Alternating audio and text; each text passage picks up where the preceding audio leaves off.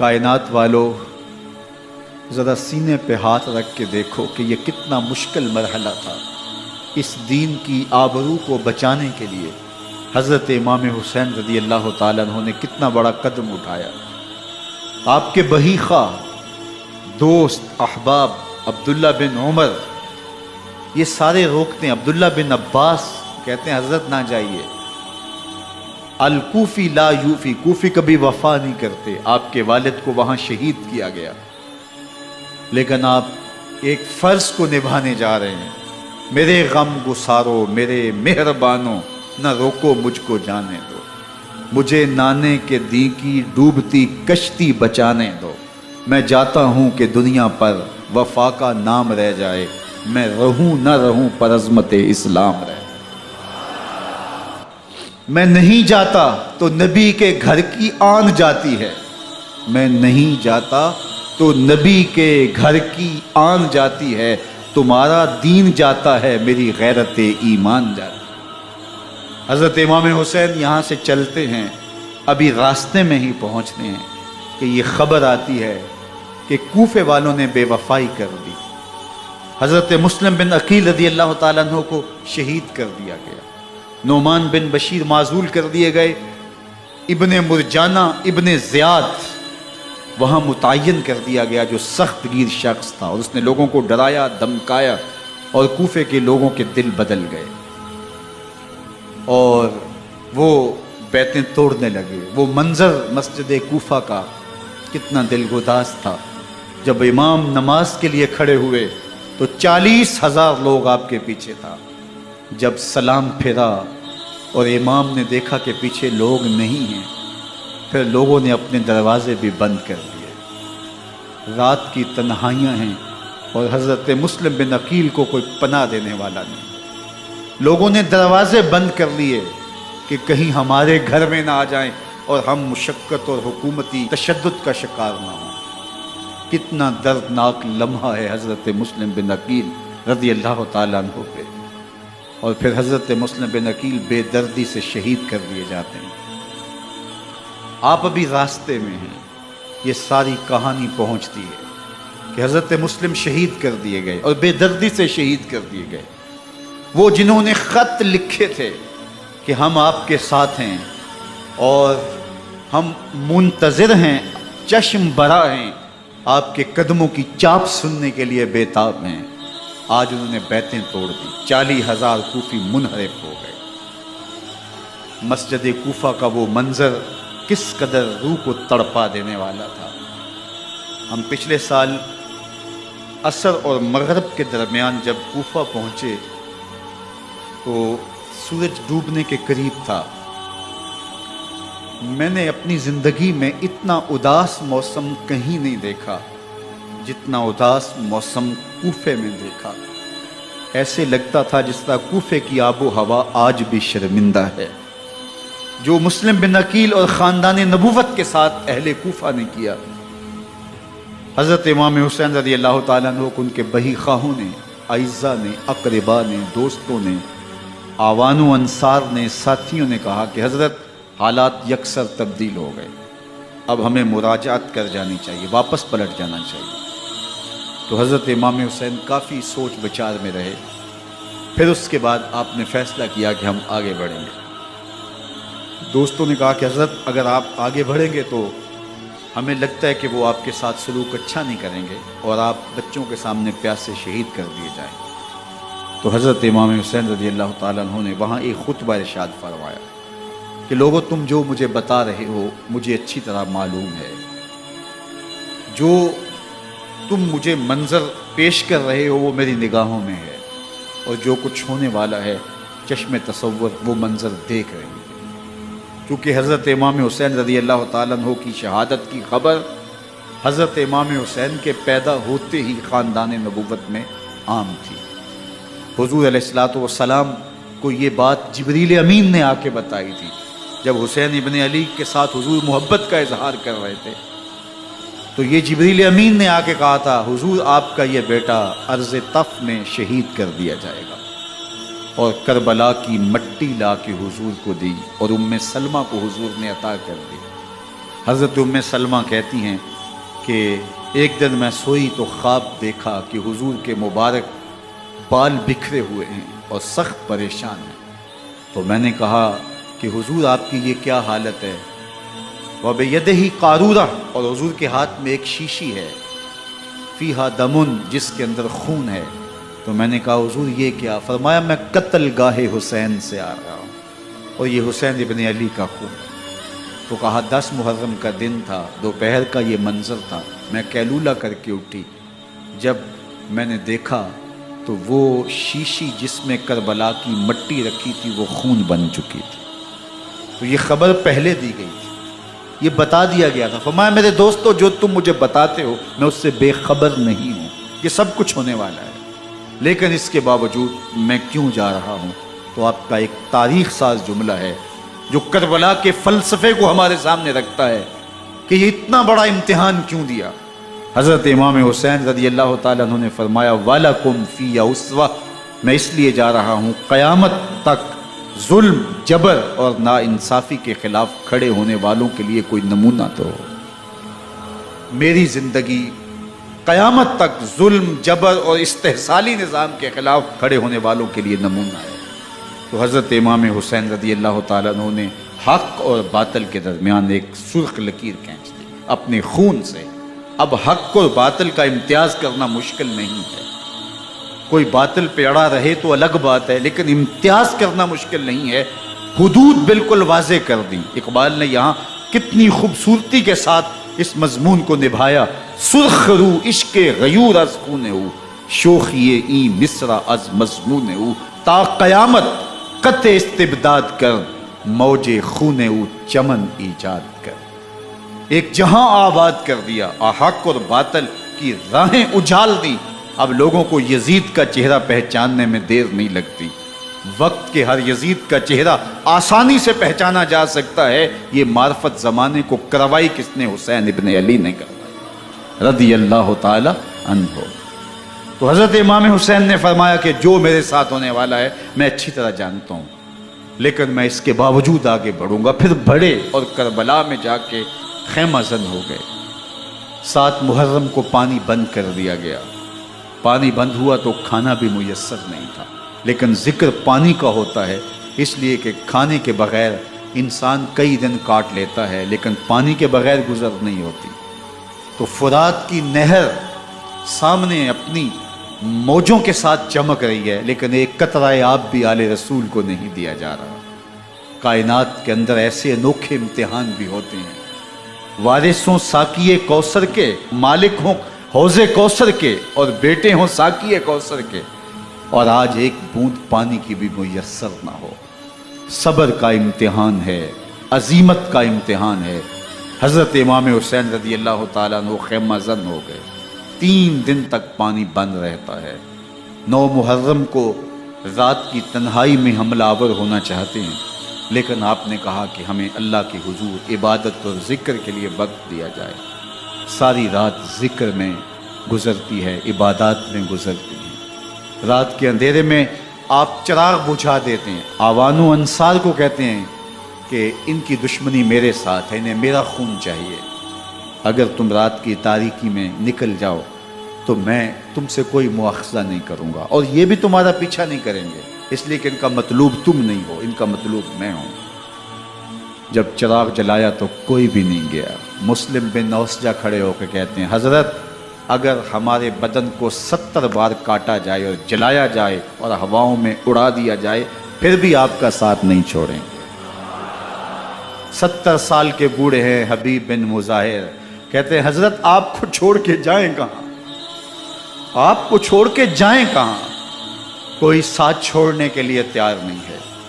پیاس ہے، سخت گرمی ہے، کربلا کا ماحول ہے، 72 افراد اور خاندان کی خواتین میدان کربلا میں خیمہ زن ہیں۔ دوسری طرف لشکر اعداء اشقیا 22,000 کی تعداد میں مقابلے میں، ایک روایت 30,000 کی ہے۔ ان صرف 72 پیاسے لوگوں کے لیے اتنے لوگوں کو جمع کرنے کا مقصد خوف زدہ کرنا تھا۔ شرط ہے کہ یا یزید کی بیعت کر لیں، محاصرے توڑ دیں گے، پانی دستیاب ہوگا۔ اعزاز و اکرام سے نوازا جائے گا، خزانوں کے منہ کھول دیے جائیں گے۔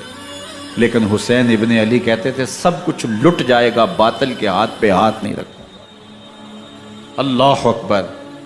اب صبح طلوع ہوتی ہے، عاشور کا دن چڑھتا ہے، سورج اپنی پوری تمازت کے ساتھ گرمی برسا رہا ہے۔ آج خاندان نبوت کا امتحان زمانے نے دیکھنا ہے۔ رسول اللہ کا لعاب چوسنے والا اس کے صبر کا آج امتحان ہے۔ حضور کے کندھوں پہ کھیلنے والے حسین کا آج امتحان ہے۔ اللہ اکبر۔ حسین ابن علی تمام حجت کرتے ہیں، میں نے تمہارا کچھ نہیں بگاڑا، میں نے کسی کا خون نہیں کیا، میں نے کوئی زیادتی نہیں کی، تم کیوں میرے قتل کے در پہ ہو؟ تم جانتے نہیں میں کون ہوں؟ میں تمہارے نبی کا نواسا ہوں، رسول اللہ صلی اللہ علیہ وآلہ وسلم کے کندھوں پہ کھیلتا رہا ہوں، حضور کا لعاب چوستا رہا ہوں، اور میں بوسہ گاہ رسول صلی اللہ علیہ وآلہ وسلم ہوں۔ لیکن ان اشقیاء کے دل پر کوئی چیز اثر انداز نہیں ہوتی۔ ایک ہور ہے، اللہ اس کے دل میں نرمی ڈالتا ہے۔ پہلے تو امام حسین کو گھیر کے لے کر کے آتا ہے، لیکن بعد میں وہ قافلہ یزید سے قافلہ حسین کی طرف آ جاتا ہے۔ امام حسین فرماتے ہیں تو دنیا میں بھی ہور ہے، آخرت میں بھی ہور ہے، آزادی مل جاتی ہے۔ باقی 22,000 کا لشکر جرار امام حسین کے قتل کے طرف آئے ہے۔ پھر تاریخ نے خاندان نبوت کا وہ انوکھا امتحان دیکھا۔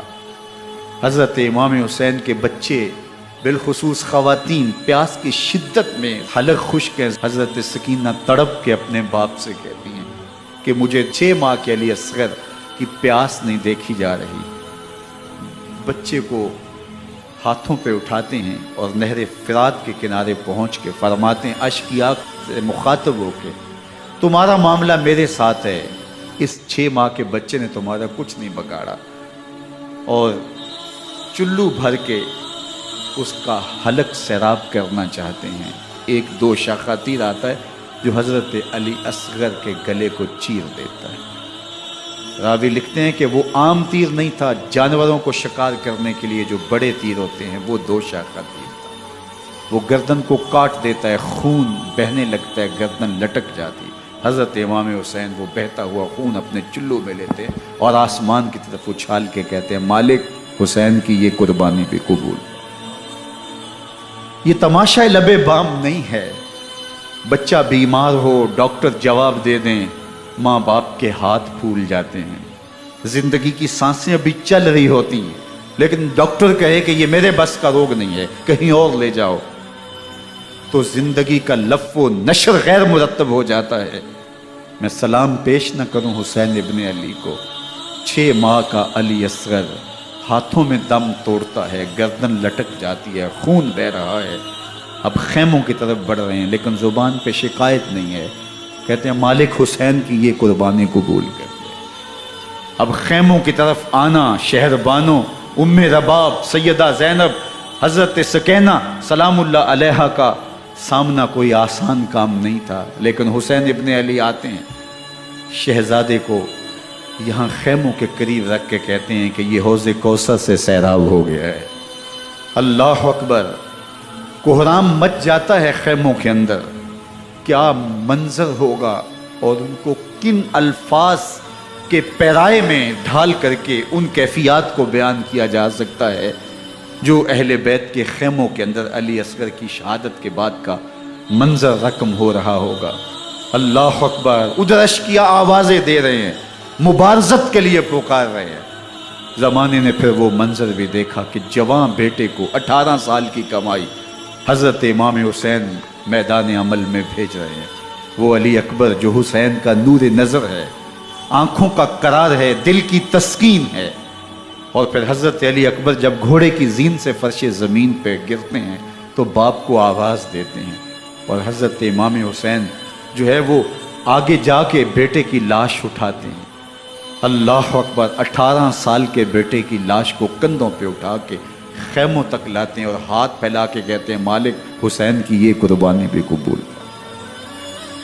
کبھی قاسم بن حسن کی لاش اٹھا کے لاتے ہیں، کبھی اون و محمد کی لاشیں اٹھا کے لاتے ہیں، بھتیجوں کی، بھانجوں کی، بھائی عباس کے کٹے ہوئے بازو اور زخموں سے چھدا ہوا لاشا، کیا کیا قیامتیں تھیں جو اس کربلا کے ایک میدان کے اندر نہیں توڑی گئیں۔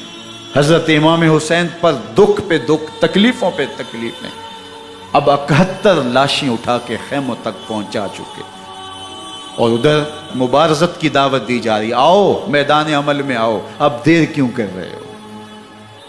رسول اللہ کا حرم، رسول اللہ کی شہزادیاں جو نازوں میں پلی تھی، وہ کلیاں جو شبنم کا بوجھ بھی گوارا نہیں کر سکتی تھی، آج مصیبتوں کے پہاڑ ٹوٹ گئے۔ حضرت امام حسین کبھی شہربانوں کو، کبھی ام رباب کو دلاسا دیتے ہیں، کبھی حضرت زینب کو کہتے ہیں۔ حضرت زینب کربلا کے اس میدان کے اندر بڑے حوصلے کے ساتھ اپنے بھائی کے ساتھ کھڑی رہی، اپنے 2 بیٹے راہ خدا میں پیش کیے، ان کی لاشیں وصول کی، لیکن زینب جس جرأت کے ساتھ، جس پامردی کے ساتھ اس سارے منظر کو حوصلے کے ساتھ سہتی رہی، وہ یقیناً حوصلہ سیدہ زینب سلام اللہ علیہا کا ہی ہے، لیکن یہ وہ منظر تھا کہ زینب کا دل بھی ڈول گیا جب حسین ابن علی گھوڑے پہ بیٹھنے لگے اور ان کو گھوڑے میں بٹھانے والا کوئی نہیں تھا، اور جو بھی سوار جاتا پھر واپس اس کی لاش ہی آتی اور حسین ابن علی لے کے آتے۔ آج حسین ابن علی جا رہے ہیں، زندگی کا سارا سرمایہ لٹ رہا ہے، حضرت زینب سلام اللہ علیہا سنبھالے سنبھل نہیں رہی۔ حضرت امام رضی اللہ تعالیٰ عنہ اٹھے اور آپ نے حضرت زینب کو صبر کی تلقین کی اور کہا کہ صبر ہی بہترین ذریعہ ہے اور اللہ کی قربت کا ایک بہترین سبب ہے، اور ان کو صبر کی تلقین کرتے ہوئے فرمایا کہ میرے بعد تم نے اس ذمہ داری کو سنبھالنا ہے اور ان مخدرات اسلام کی، ان شہزادیوں کے پردے کی تم نے حفاظت کرنی ہے۔ اور پھر گھوڑے کی زین کس کے امام حسین لشکر اشقیاء کی طرف بڑھتے ہیں۔ اب خیموں سے سسکیوں کی آواز آ رہی ہے، ان کا سردار، ان کا تاجدار آج سب کو چھوڑ کے کربلا کے میدان کی طرف بڑھ رہا ہے۔ جرم کیا کیا، قصور کیا کیا، اس نے کیا زیادتی کی کہ آج نیزوں اور انیوں کے مقابلے میں 22,000 کا لشکر حضرت امام حسین پہ ٹوٹ پڑتا ہے۔ آپ پھر اتمام حجت کرتے ہیں، میں نے کسی کو قتل نہیں کیا، خون ناحق نہیں بہایا، میرے خون کے درپے کیوں ہو، اپنی آخرت کیوں برباد کرتے ہو؟ تم جانتے نہیں میں کون ہوں، میں تمہارے نبی کا نواسا ہوں۔ لیکن ابن زیاد کہتا ہے مقابلے میں آؤ۔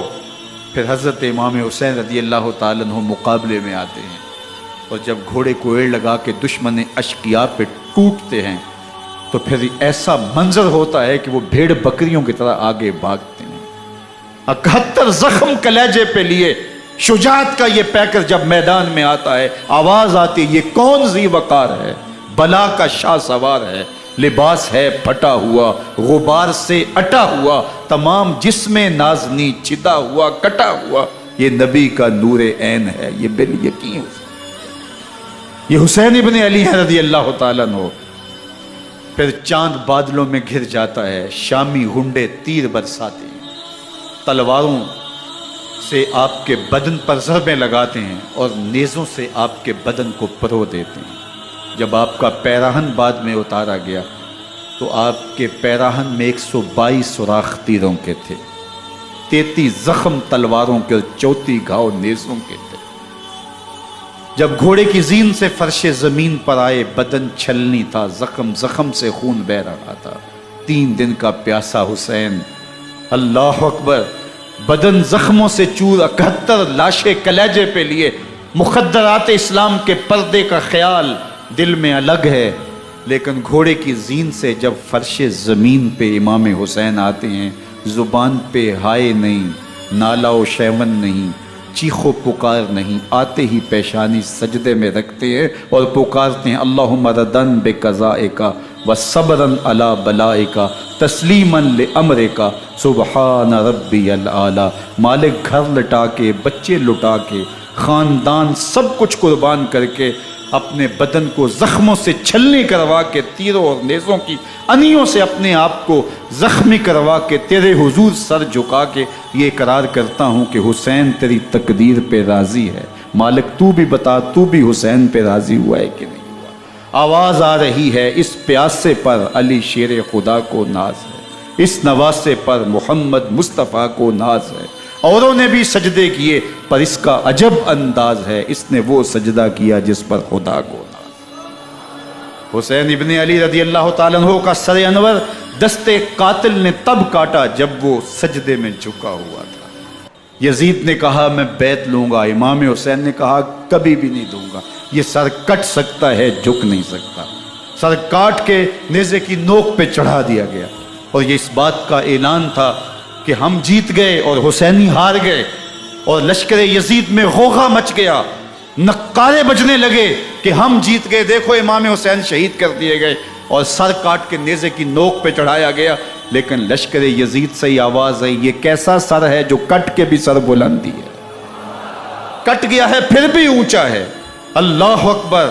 یہ سر سجدے میں کٹا ہے، رب کے حضور عبادت کی حالت میں کٹا ہے، حسین آج بھی سجدے میں ہے، اللہ اکبر۔ حسین آج بھی سجدے میں ہے، بلکہ کٹے ہوئے سر کا رخ زمین کی جانب تھا اور کٹی گردن آسمان کی طرف، یوں نیزے پہ پرویا گیا، اللہ اکبر۔ ایک شاعر نے نقشہ کھینچا، بآنکھ سر نیزے پہ اور سوئے زمین ہے روح، یعنی سجدہ ثانی کی ہے آرزو۔ رکعت کے 2 سجدے ہوتے ہیں، ابھی ایک سجدہ ہوا تھا کہ دست قاتل نے سر کاٹ دیا، کہا حسین کی پیشانی میں دوسرے سجدے کی تمنا مچل رہی۔ یہ تھا حسین ابن علی کا سجدہ، ساری زندگی رب کے حضور سجدہ قضا نہیں ہونے دیا۔ آج پانی نہیں ہے، اللہ اکبر، آج تیمم کر لیتے ہیں، آج اپنے خون کو اوڑھ کر کے حسین نے اپنی پیشانی اپنے مالک کے حضور جھکا کر کے عظیمت کی وہ انوکھی داستان رقم کر دی کہ صدیاں گزرنے کے باوجود بھی ان کی یادوں کے چراغ روشن ہیں۔